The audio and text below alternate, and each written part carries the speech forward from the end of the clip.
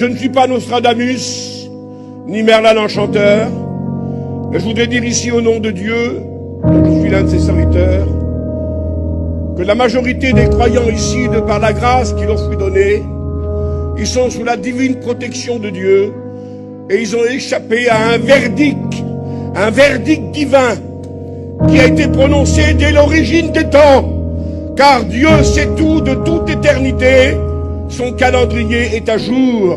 C'est lui qui a créé le monde, le mouvement, la respiration et l'être, et rien n'arrive sans que le Créateur le décide. Le monde n'est pas livré au hasard. Ce sont nos politiciens qui nous dirigent, c'est sûr. Ce sont nos gouvernants qui nous dirigent, mais que sur le plan politique ou social. Mais la vie elle-même est gérée par le Tout-Puissant Créateur. C'est Dieu qui a dans sa main ton souffle, dit la Bible.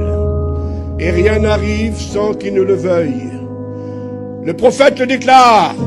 Est-ce qu'une chose arriverait sur la terre sans que Dieu l'a prévu, sans que Dieu l'a organisé? Rien n'arrive sans sa volonté. Mais le monde a tremblé et il est sur le point de trembler encore demain à cause des virus et des pandémies. Une pandémie microbienne, eh bien, peut arriver d'une journée à l'autre et ça peut détruire une partie de la planète. Les mutants virus sont là, mes frères, et le monde craint une pandémie. La science craint une pandémie.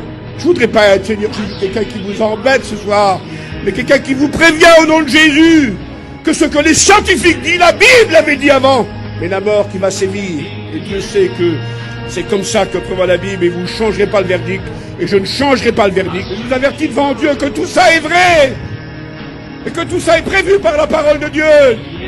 Les pandémies, les pestes, la peste noire qui a fait des millions de morts peut revenir d'une journée à l'autre. Avec les nouveaux microbes, on a beau faire toutes sortes d'antibiotiques. Aujourd'hui, on ne peut plus combattre les microbes. Et ils apportent toutes sortes de dérèglements sur la terre des sciences. Les pandémies, vous savez ce que la H a pu faire? On aurait pu avoir une destruction en France, dans le monde. Eh bien, c'est pas fini. Et je voudrais pas prophétiser ce soir, mon Dieu, épargne-nous. Mais demain, une peste peut toucher le monde. Une pandémie de toutes sortes de choses. Ça peut être ceci ou cela. Mais le virus peut éclater. Et ça peut apporter la destruction de la santé de milliers, de millions d'hommes. Demandez aux scientifiques, aux docteurs, est-ce qu'une pandémie peut arriver? Ils vont vous dire, bien sûr, monsieur. Une pandémie nous pend au nez d'une journée à l'autre. Les bactéries mutantes qui deviennent de plus en plus fortes. On ne peut plus enrayer les bactéries. La peste noire, la grippe espagnole, tout ça a détruit une partie de l'humanité. Et la science nous dit qu'on n'est pas à l'abri demain d'une pandémie de ce style-là. On veille constamment et on n'a plus la force de les combattre car les bactéries se transforment en mutants, en rébellion. On en tue 10, il en revient 100. On en tue 100, il en revient 1000. La science a peur des pandémies. 21, 11. Il y aura des pestes. Toujours en prévision de la fin. Jésus prévoit, il y a 2000 ans qu'il a dit ça. Il y aura des pestes. La plaie et l'infection sera purulente. J'enverrai la peste qui marchera et qui détruira. Les jugements de Dieu se feront par la peste et la contagion. Il n'y aura que plaie vive. Leur plaie sera mortelle, prophète Nahum. L'infection se répandra partout, dit le prophète Joël. La contagion marche contre vous, dit le prophète. La fièvre, Lévitique 26, vous dévorera. Prépare-toi, dit le prophète Amos 4:10, car l'infection arrive. Je vous affirme devant Dieu qu'on peut voir les préludes. Je vous affirme devant Dieu qu'on peut voir les assauts. Mais la grande réalité prévue par Jésus, par les prophètes et les apôtres, l'église de Jésus-Christ sera enlevée.